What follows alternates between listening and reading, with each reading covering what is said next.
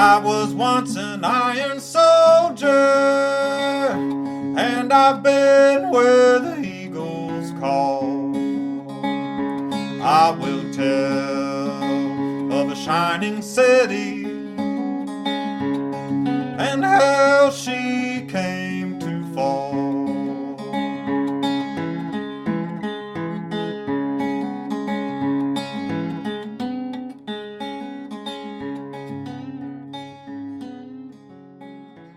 My name is Henry, and I'd like to welcome you to Fortress on a Hill.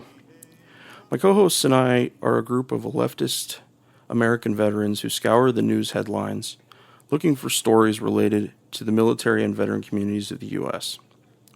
But you're not going to hear most of the typical military tropes here. Here we take those same stories and we clear out some of the cobwebs and bullshit. We ask hard questions of our leaders and demand an end to the militarism that has permeated our society. We have a military budget of $750 billion, 3 times more than China and 7 times more than Russia. While here at home, American infrastructure and domestic policy languish, especially in the era of Donald Trump. However, Big Don is only the latest in a long line of presidential warmongers and bastards. Our country has lost enough to regime change and military operations the world over, operations that, by and large, only take innocent lives while providing no real protection from threats to our country. Afghanistan, Iraq, Syria, Yemen, Somalia, Niger, and the list goes on. It's time for a change. Thank you for being with us.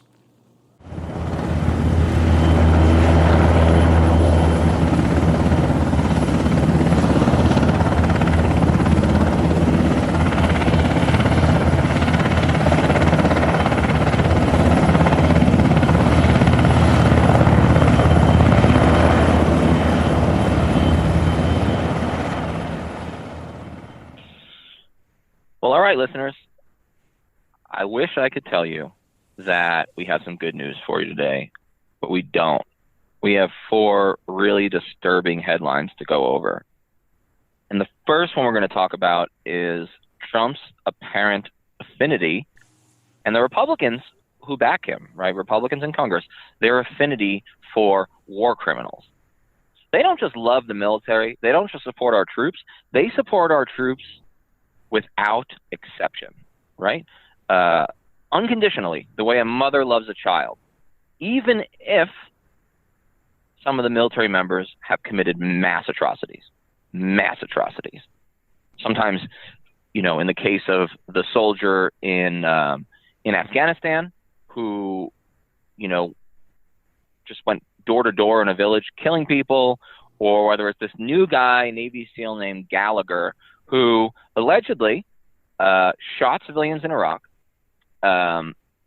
captured a ISIS fighter who quit, which makes him a non-combatant, and then killed him with a knife, and then held a re-enlistment ceremony over his body and tweeted it out or texted it out to all his friends, which is really cute. That's cute. There's nothing better than murder being texted out. Well, Representative Duncan Hunter from California, himself a vet and a monster, mind you, right, and who does not deserve our sympathy, he gave an interview on a podcast, and I have to almost respect his brutal honesty, because he let us know who he is, and he let us know who the Republican Party are today. He said he supports Gallagher and thinks that Trump should pardon him, which Trump has said he's considering, which is shocking. He says he doesn't care if everything the prosecutor is claiming is correct. He still thinks we should, wait for it, quote, give him a break. Give him a break. War criminal. Gallagher. Give him a break. Oh, I know what you're thinking. He probably got turned in by some pussies in the media, right? Turned in by his own SEAL team. And now Trump is considering pardoning him. And Representative Duncan Hunter of California says, I don't care if everything he did wrong is true. I don't care if the prosecutor's case is perfect. I think he should get a break anyway. Get a break. Talk about a ridiculous term for a war criminal. So Duncan Hunter also said, quote, I probably killed thousands of civilians, hundreds or thousands, he goes back and forth, while I was an artillery officer in Fallujah. Interesting. He might have. Would it be a war crime if he did so?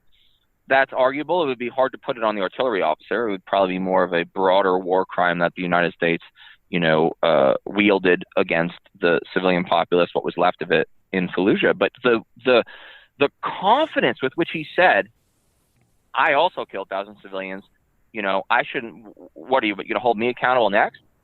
The answer should have been yes. Tell us more. Tell us more so we can investigate.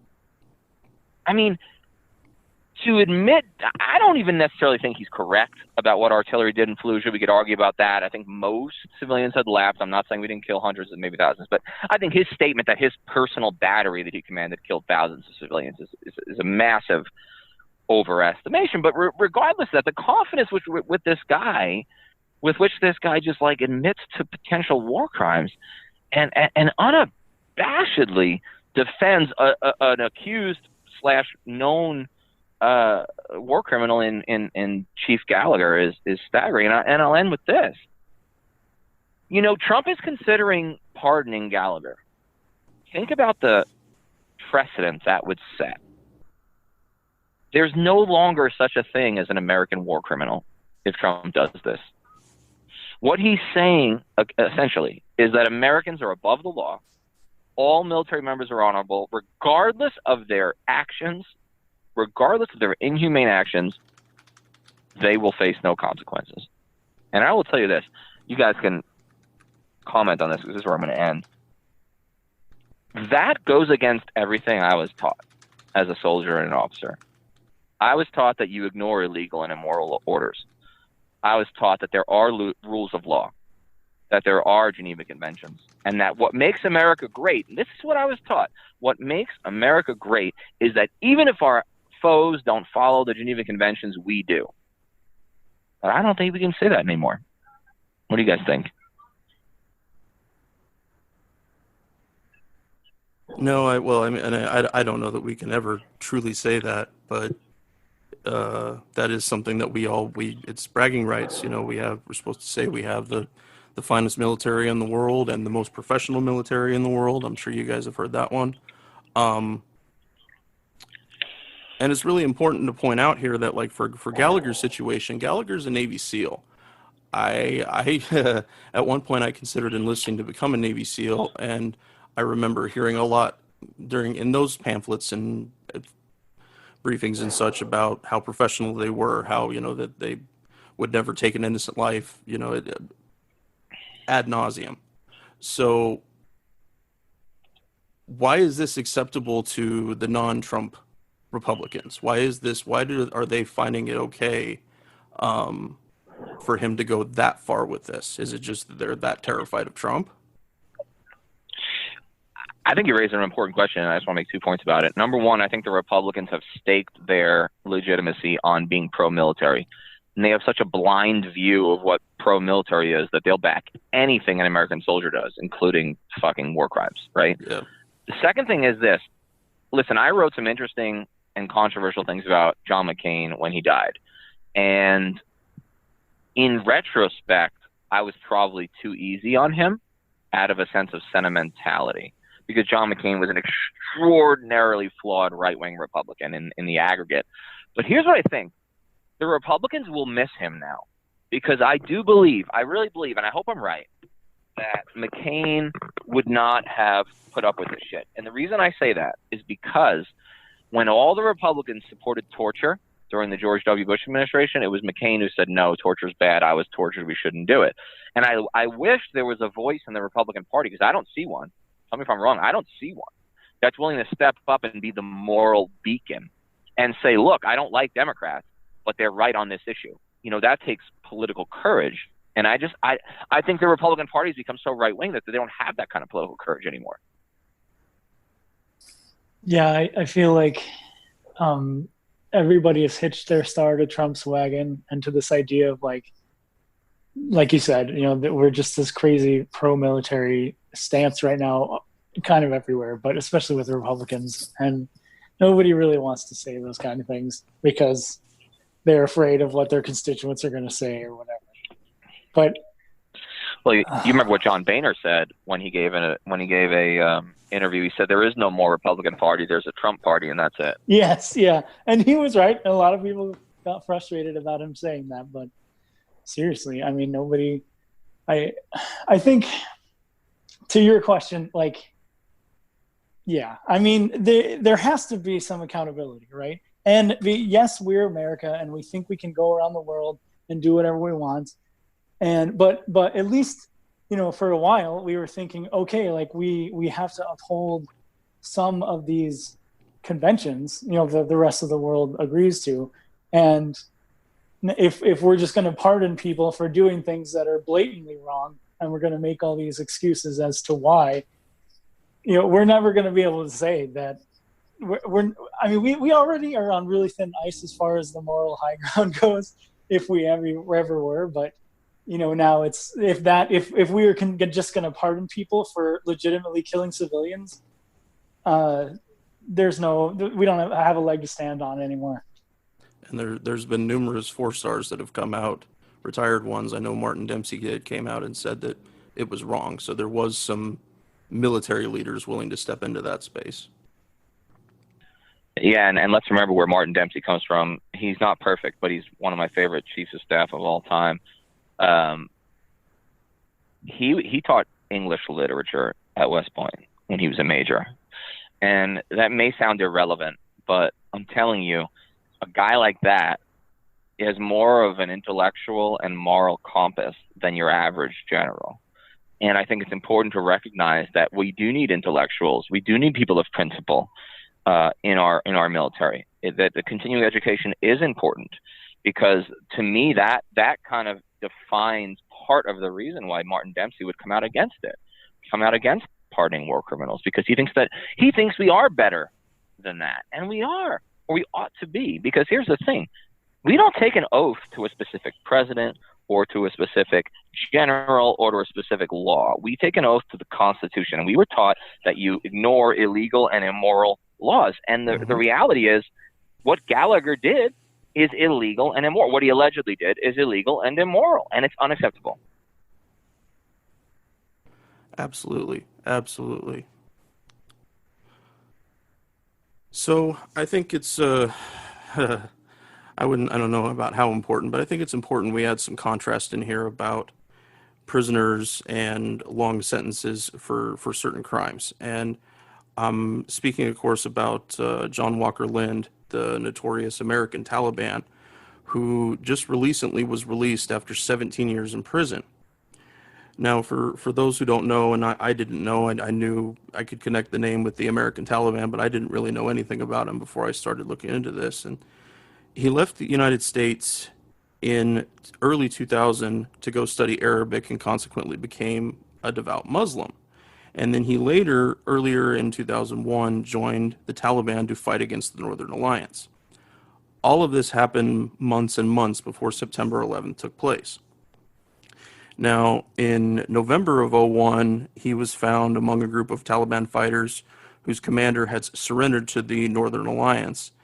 And hours after he was interrogated, his fellow prisoners, it was at a prison there where he was captured, staged a revolt in which some 500 were killed, which included the first American casualty of the Afghan war, CIA operations officer Johnny Michael Spann. Lind was shot in the leg during the fighting, and he was only one of 86 people that actually survived it. Now, Lind's parents only knew of his whereabouts when CNN aired an interview with him shortly after his capture. And he wasn't notified, American citizen, he wasn't notified of his rights or anything like that when all this happened. During 50 days of detention, U.S. authorities sometimes had Lind blindfolded, naked, and bound to a stretcher with duct tape.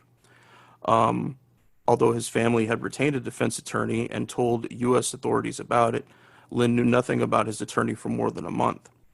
Because of that failure, he only ended up being charged with 2 of the original 10 terrorism charges that were going to be levied by the Bush administration.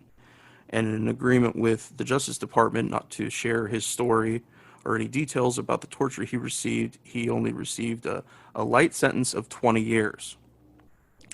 Now, Lynn's father wanted to portray his son as a spiritual, well-intentioned young man who was entirely unjustly labeled as a terrorist. Quote, like Ernest Hemingway during the Spanish Civil War, John had volunteered for the army of a foreign government battling an insurgency, end quote. His decision was rash and blindly idealistic, but it wasn't sinister or traitorous. Now, there's been a huge uproar since his release about him being released, and while I find plenty of fault on his end, he very much seems to be a victim of that early time following 9/11. I did find an article referencing a letter he sent to NBC News that says he still supports global jihad, which to include groups like ISIS. So there is some level of continuing threat for him, but I found no evidence that he himself committed violent acts or has ever threatened violence against America or Americans. So doing a straight apples to apples comparison wouldn't make much sense here, but I think it's good to draw some conclusions. These other men, these other war criminals that President Bush wants to draw, they all swore an oath to the United States that they would be professional, above board, and that they represented their country. Mr. Lynn did not. He went entirely on his own because he believed in the cause that he was going to fight for. Earlier, you heard the words from his dad pleading with the government and then President Obama to commute his sentence, which President Obama chose not to do. And like I just mentioned, his father also pointed out that if not for the events of September 11th, would anything have happened to him? Probably not, considering the Bush administration sent a quote-unquote humanitarian grant of $43 million to the Taliban in May of 2001, and they also welcomed the Taliban's efforts to eradicate opium poppy cultivation. So it doesn't sound like they were. It doesn't sound like they really gave a shit about him until he became the American Taliban. But would his pleas get heard in a Trump presidency? Not no, but hell no. Absolutely not. I mean, look, John Walker Land is not my favorite person.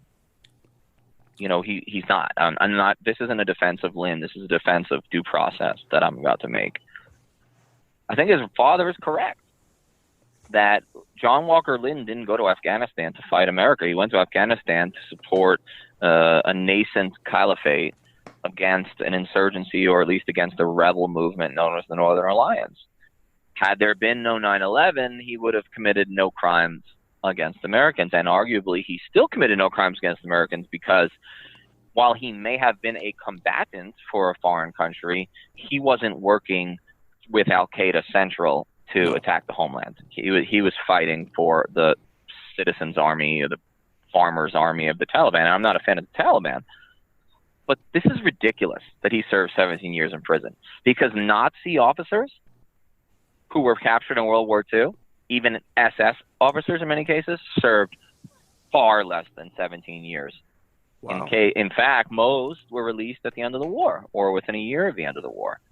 And so what John Walker Lind is he's a propaganda tool of the Bush administration, just like Pat Tillman was, just like Jessica Lynch was. But with John Walker Lind on the negative side, he became this villain. He became this overarching evil, the American Taliban, because I really believe he was nothing more than a prop, nothing more than a propaganda tool for the Bush administration. And of course Obama didn't pardon him, because Obama knew if he did that the Democrats would look weak on foreign policy.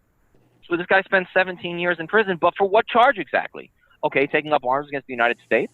Maybe, but I mean, just because he was a citizen of the United States but ended up on the wrong end, what did we do to the Confederates after Civil War? Almost nothing. Almost nothing. Even the president of the Confederacy did a few years in jail. Period. You want to talk about treason? Now that's treason. Absolutely. No, it doesn't. It makes no sense. And I thought the quote about Ernest Hemingway was interesting. You know, we've had lots of Americans go and fight for foreign countries on behalf of the other foreign country, yet this didn't happen to them. No, and you think about all the kids that went and fought against ISIS, like with the Peshmerga And you're like, and the government always said, oh, if they get caught, we're gonna have to charge them because they're not allowed to do that or whatever. But like, those kids didn't really get in trouble. I mean, a couple did in England, but it's the same thing. It's just like you said, Danny. He was a prop, and everything was about making him look bad, even though nothing he did really was that bad. Everything was, it was just his own personal journey. And that's where he ended up, because he felt like he wanted to be there to help the Afghanis, but we didn't care about that.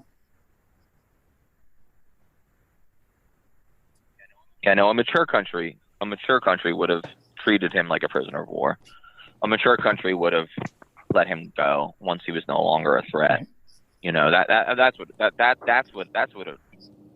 a realistic, down-to-earth, humble country would have done. They would have followed the rules of war. They would have given the kid a break at some point. They would have realized that he really wasn't a major threat to the United States. And I don't like the kid. I don't like what he says about global jihad.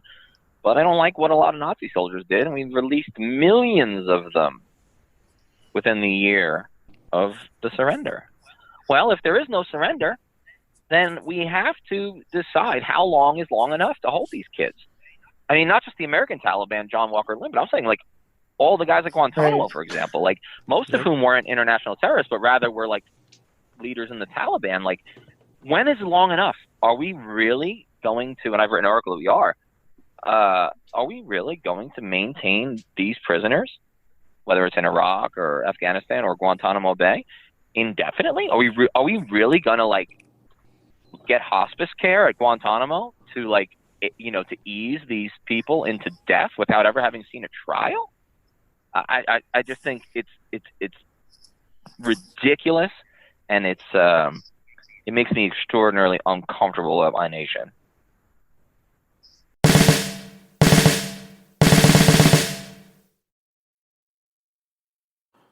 The guys and I love doing the podcast.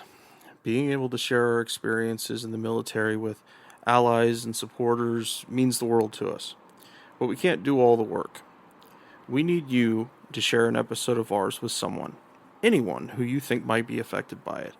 Maybe a young person looking to join the military, or parents advocating for one, conscientious citizens who care about the violence the U.S. wages in their name, advocates for women and people of color who understand the harsh environment that the military creates for minorities and inflicts on them around the globe, and anyone else you think it might affect. Please take a moment and share this with them.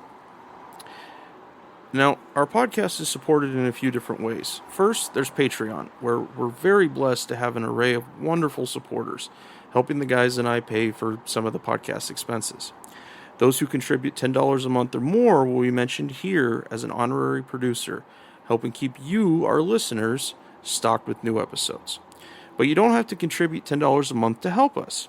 For as little as $1 a month, you can keep us going, paying for hosting and storage fees, transcribing old and new episodes, promoting and expanding the podcast, and more I probably can't think of right now. So let's bring out our honorary producers, and they are Matthew Ho, Will Arens, Gage Counts, Fahim Shirazi, Henry Zamota, James Higgins, James O'Barr, Adam Bellows, Eric Phillips, Paul Appel, Julie Dupree, and Matt the Virgin Slayer. Your contributions are wonderfully helpful to us. Thank you so much. However, if you'd like to contribute and Patreon isn't your style, you can contribute directly to us through PayPal at paypal.me/Fortress on a Hill. Or check out our store on Spreadshirt. The great Bill Krapinski did a really awesome job making our first shirt, which you can find at shop.spreadshirt.com/Fortress on a Hill. Make sure you check on the site there for promo codes before you order. And now, let's get back to the podcast.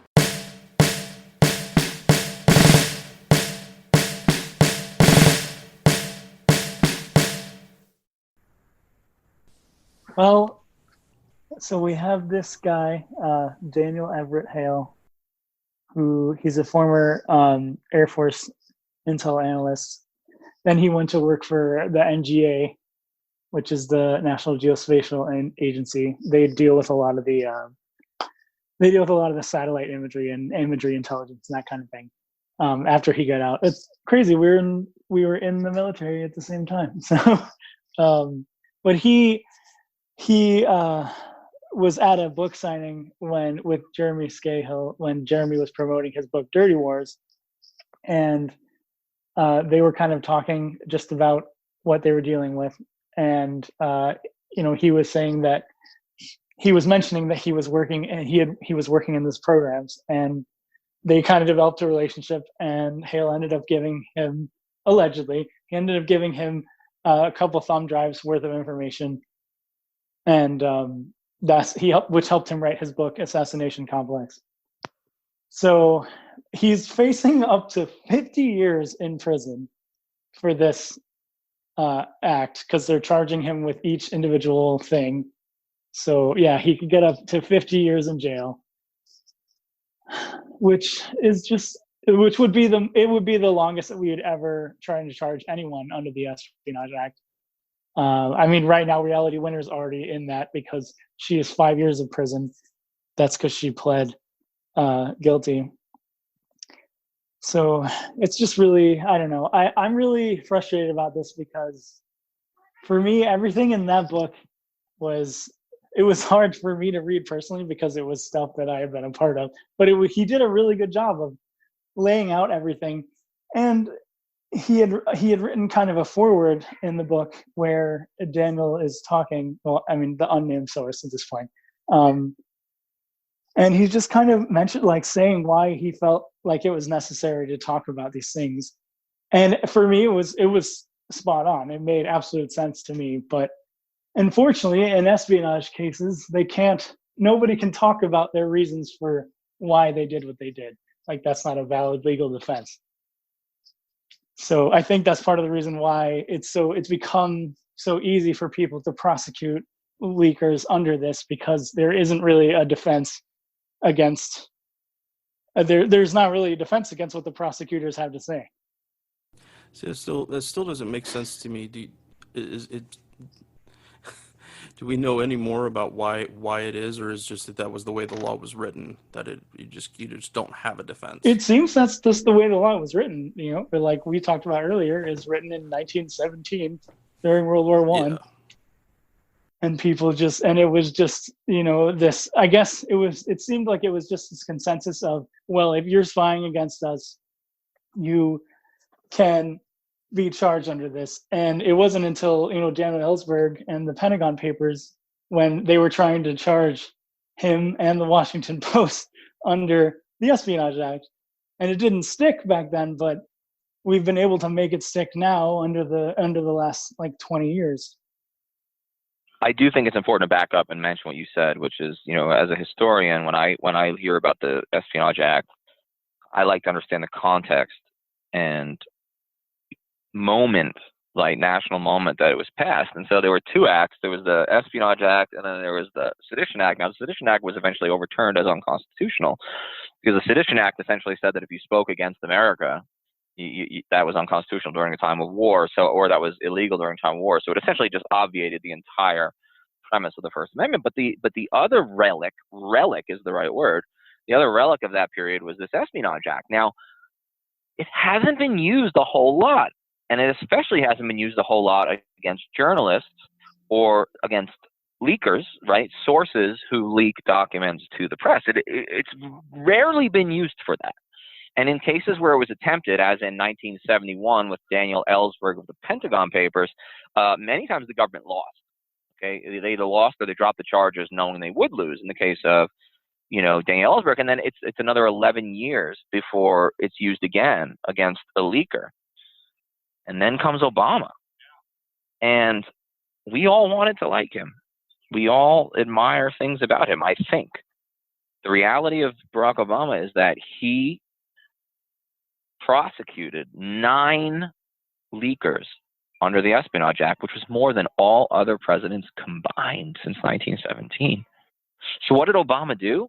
He opened a crack in the door that Trump has been able to fucking slam through with a big boot. And I think what we're observing now is Obama declared a war on the press, specifically war on leakers. And now I think what we have is Trump has declared war on the press. And he calls them the enemy of the people. He calls them fake news. He calls the New York Times fake news. He says they're the enemy of the people. I mean, this is dangerous shit. Now, you brought up Daniel Hale. Now, Daniel Hale is important because he's one of the sources that's been charged, just like Reality Winter, just like Chelsea Manning. Okay, this is important. Daniel Ellsberg before him. What's interesting about the Assange case that's ongoing, we talked about this on a previous pod, is that Assange isn't the leaker. He's the leakee, right? He's the recipient of the leak from Chelsea Manning. And so to prosecute Assange under 17 counts, which is what he's being charged, 17 counts of violation of the Espionage Act, is essentially saying that we can now no longer just prosecute leakers. We can prosecute the journalists who publish what they leak. And I think that is incredibly dangerous. And even though you might not like Julian Assange, even though you might not think he's a great guy, you might not like what he did during the 2016 election, I don't care what you think. He's a publisher. And if the rest of America's media doesn't stand shoulder to shoulder with him, they will regret it someday, because it's like that quote during the Holocaust. When they came for the socialists, I didn't do anything because I wasn't a socialist. When they came for the labor workers, I didn't do anything because I wasn't a labor worker. When they came for the Jews, I didn't do anything because I wasn't a Jew. And then they came for me, and there was no one left to defend me. And I think that's the sort of philosophical approach that, like, the Times and the Post should be taking to this Assange case. I wasn't planning, listeners, on talking about Egypt this week. I had no particular reason to. I mean, I've written plenty of articles about Egypt's awful dictatorship. I've criticized al-Sisi for his military coup, for his massacre of protesters, for his mass incarceration, human rights abuses, and death penalty show trials. But I got to thinking about Egypt again this week when Mohamed Morsi, the duly elected president, still president officially, of Egypt, the first duly elected president in Egyptian history and the first duly elected Arab president, okay, outside of Lebanon in history. It's a big deal. Whether you like Morsi, whether you like the Brotherhood, whether you think he went too far or didn't go far enough, what Morsi was a moderate Islamist, a moderate, non-violent, non-jihadi Islamist. His Muslim Brotherhood, Trump has tried to declare it a terrorist organization, but the State Department and his own Pentagon said no. The Muslim Brotherhood doesn't rise to the level of being a terrorist organization. We're not going to do it. I mean, shit, we made the IRA a terrorist organization, and they barely even killed civilians on purpose. But we're unwilling to make the Muslim Brotherhood a terrorist organization. They must have good reasons. And the reality is the Muslim Brotherhood is a much more political than it is military organization. Well, Morsi, who has been in prison for 6 years since he was overthrown in a coup in 2013, an illegal coup that America said nothing about. Since then, he's been in prison. He's been treated terribly. He's been in isolation most of the time. He has not received the adequate treatment for his very serious diabetes, and he dropped dead in his cage that he was being held at during his third of 4 different trials. He's already been sentenced to life in prison, but they just keep bringing him out to charge him for something else in order to further suppress his supporters and further make it clear that Egypt is not a place for dissent. It is not a place for press freedom. It is not a place for an opposition. And there hasn't been a word from Donald Trump. Not a word. No one said, hey, maybe we shouldn't support and sell the second most arms, right, of any direct grant of military aid to Egypt. Maybe we shouldn't say he's doing a, quote, tremendous job and that he's a great president. Don't you love President Donald Hyperbole Trump? I mean, that's all he does. But he says, Morsi's doing a fantastic job. He's a great president. Well, Morsi just made himself dictator for life, okay? He essentially changed the Constitution through like a 98% fucking fake vote that says he can be president until 2030, which is basically forever, okay? Al-Sisi, I should say. Trump doesn't say a word. In fact, when Xi Jinping of China did the same thing, he said, and it was recorded at like a campaign or a rally of his base. He said, Xi Jinping just made himself president for life. I think that's great. He's doing a great job. Maybe we should do that in our country. Maybe we should consider doing it in our countries. And he's joking, but he's not joking. That's a trial balloon. You understand? It's an intellectual trial balloon that he's throwing out there just to make it so we're used to hearing crazy. Just to lower our threshold of crazy or raise it, I should say, so it doesn't seem so weird when he does it next time. Bottom line, Egypt is one of the worst, according to the ACLU and Human Rights Watch and Amnesty International, one of the worst dictatorships with one of the least amounts of press and dissent freedom in the entire world, and they are proud allies of the United States, proud allies of Donald Trump. Do we have no decency? Do we have no decency as a country? Because I'm starting to think we don't believe in anything except power. It's really interesting when you think about the revolution back in 2011, and we were looking at that as in America as such a big thing. Like that was one of the biggest things to come out of the Arab Spring was this big Egyptian revolution, and all the people in Cairo and everyone, they were just like, oh, this is going to be great. And the Brotherhood won because they were really, like you said, they were a political organization. They were really organized. They knew how to get the vote out and do all these things when a lot of the other groups were kind of starting from scratch. So it wasn't really, they ended up winning, but like you said, he was pretty moderate. And then the military was like, well, fuck you. There's no way we're going to let you do that, because the military has so much power in Egypt. And it's interesting because a lot of people don't like realize the Egyptian military, it's not like the American military. The Egyptian military owns a lot of things, and they own a lot of land in Egypt.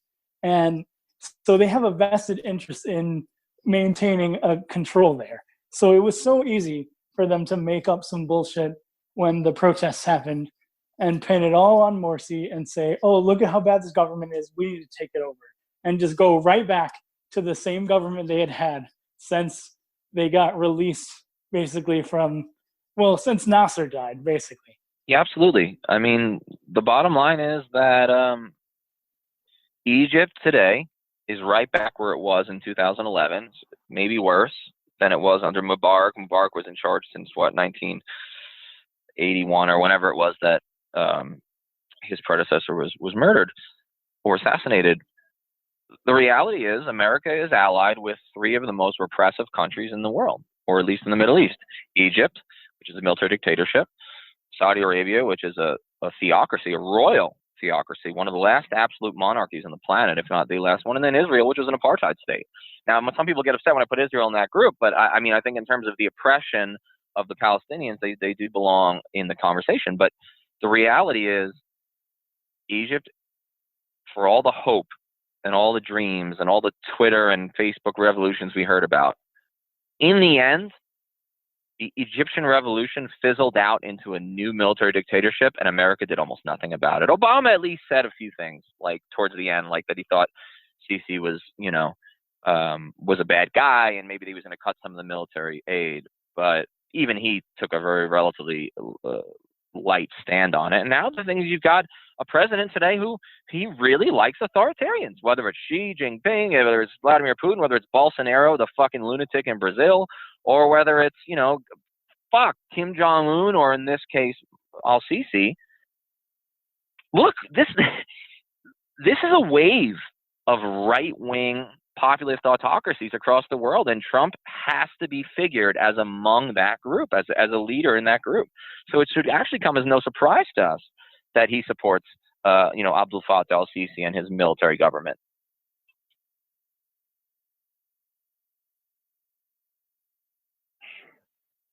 Well, what really concerns me for the future, like for the next president or the next Republican candidates, is, the bar has been lowered so much for what they're allowed to do, what they're allowed to say, and who they're allowed to support.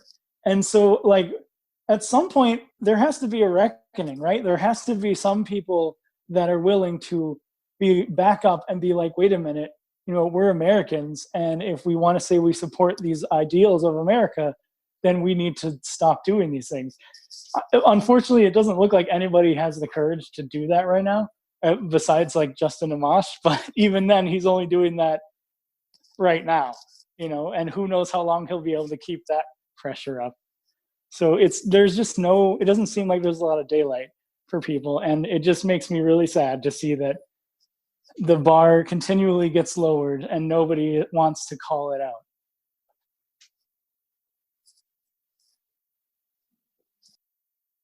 Last thing for me on this is kind of on your point, Keegan. I mean, I'm not a proponent of like George W. Bush era democracy promotion at the point of a bayonet. I think it's a bad idea. I think it doesn't work. I think it's often counterproductive and has a lot of backlash. That does not mean I think America should have no international values or no international standard on human rights. I think that a truly strategic and prudent foreign policy finds a middle ground between realistic restraint, in other words, not trying to do too much, not trying to create democracies in our own image, but also some grounding in human rights, where we're willing to say, where we feel obliged to say, that no, we do not approve. We do not approve of genocide in Cambodia. We do not approve of Darfur. We do not approve of, you name the Bosnian human ethnic cleansing.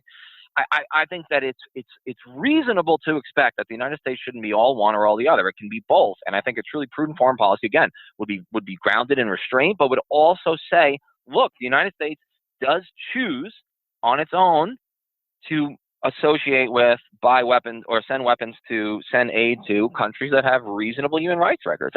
If we want to have a good reputation on the Arab street or just the global street, we better start giving a shit about our own purported values, and we better start doing it fast, because we're creating terrorists fast so we can kill them. We're on Twitter at Fortress on a Hill, and also at Facebook.com at Fortress on a Hill. You can find our main blog page and our full collection of episodes at www.fortressonahill.com. iTunes, Stitcher, Google Podcasts, Patreon, Spotify. You name it, almost anywhere you listen, we're already waiting for you. And hey, we're always in the market for more Patreon supporters. Please consider becoming a patron at patreon.com. And if you're not into giving us a monthly payment, think about giving us a couple bucks on PayPal. The link is in the show notes. Skepticism is one's best armor. Never forget it. We'll see you next time. People, and listen to my song.